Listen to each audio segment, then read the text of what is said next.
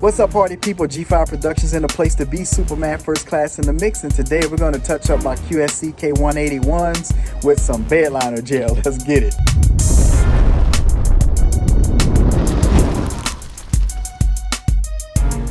Hello everybody, and welcome back to the channel. Gerald here, excited to share another hack with you guys out there.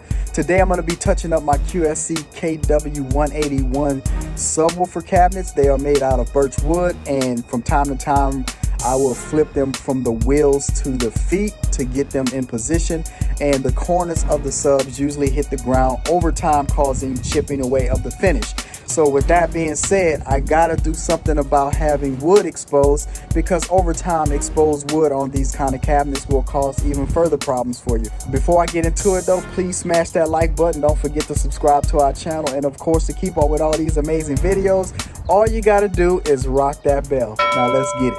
What's up, party people? G5 Productions in the place to be. I got the KW181, and what I'm going to be doing here is some touch-up, because these cabinets are actually made from a high-quality birch wood, but wood exposed is a problem over time, right? And so here in Texas, we get everything from really hot to really cold, probably mostly hot than cold, but either way, I just wanted to show you guys that as I'm tilting up speakers, over time I do chip the corners. It happens, right? But from time to time I do have to touch up, because I'm hitting the same spots all the time. So as you can see here, I got some wood exposed on the corners, and we're going to need to take care of that, because that's a problem for wood over time. Now here's what I'm using. I got this bed liner gel, and I will put a link to it in the description below.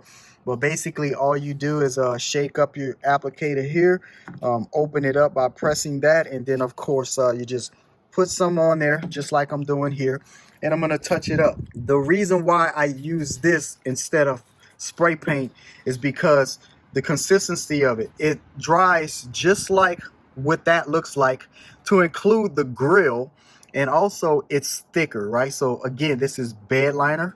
It works great on this speaker. Now I wouldn't recommend this on, say, plastic surfaces or anything like that. So if you have, like, say, the K12.2s, which are plastic molding, I wouldn't do that, but I would touch up the grill from time to time if I scraped across it and whatever. So all I'm doing is just blotting this right on here. And again, I did put that on pretty thick, right? And you're gonna see here in a little bit, as it is drying, it's going to dry to the consistency of what's already painted onto this cabinet. Now I'm not suggesting that QSC sprayed bed liner on here. I actually don't know what they sprayed on here, but I do know it is pretty durable under normal circumstances and uses. I have also witnessed bands who don't have covers for these speakers in and out of vans or whatever, and they abuse the paint job on these.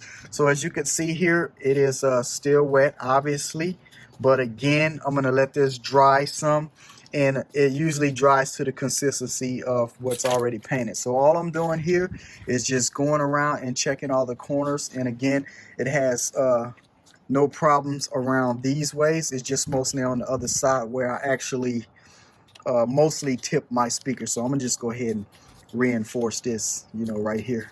And next, I'm gonna just do all the corners just because, right? Nothing's wrong there, but again, it's just because. Now, I do have some case subs, one of the first generation of QSC's 12-inch woofers, and I did the entire cabinet, and it just looks absolutely phenomenal. Let's say we got spots like these or whatever, I could probably be okay with that. Plus, it's on the bottom, but just to give you guys a perspective, I'm gonna go ahead and hit that spot up a little bit, get it all up in there, and just blot it. So in a little bit, that'll be dry, and just to go back up here, where we kind of did some of it, you could see that as it is drying, it is looking pretty much the same as what's already painted. So remember, I was just doing mostly the corners here. Now, of course, it's gonna look just a tad bit newer. I think it's actually still drying. Let's see. So here's my finger here, and let's go here, check it out. So a little bit still drying, but you know. But again, I mean, this stuff is really, really good. And plus, this is nothing that anybody's really paying attention to like that but us. Here's that one spot I did. So, and again, this stuff is absolutely amazing. So I highly recommend it. And again, I'll put a link below, and all it comes with in the box is this gel and the applicator. All right, party people, so my go-to for subwoofers are generally my K-subs. I had those for over 12 years now, and they are still great to this day. Take really good care of them, but in that amount of time, you can imagine, even with the covers, I have some scratches. So what I did was take the bed liner gel, and I really touched up the entire cabinet. Now, from time to time, when more base is required, I will pull out the KW181s for the larger events, but they don't get used as much as the K-subs. Those are my go-tos. But from time to time, like underneath here, I will incur a scratch or two on it. So I just basically take the bed liner gel here and touch everything up. The most hit part of the subwoofer to the ground is right here, which causes chips and the wood to be exposed. And I do highly recommend this stuff because it basically dries to the consistency of what's already painted onto the birch cabinet. What I do not recommend this for, though, is if you have plastic speakers, I wouldn't necessarily put that on the plastic body of any speakers, say like the QSC K12s or the K12.2s.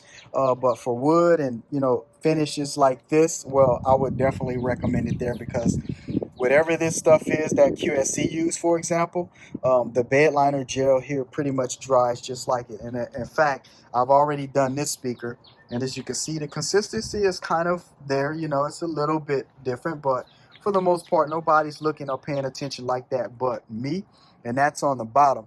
So if there was, say, a lot of scratches on the sides or even the top of the speaker, well, what I would do then is just get enough of this stuff to pretty much do the whole body so it's consistent. All right, y'all, let me know. You know what to do with it. Please smash that like button. Subscribe to our channel, and if you don't mind keeping up with all the videos, all you got to do is rock that bell. Let's get it.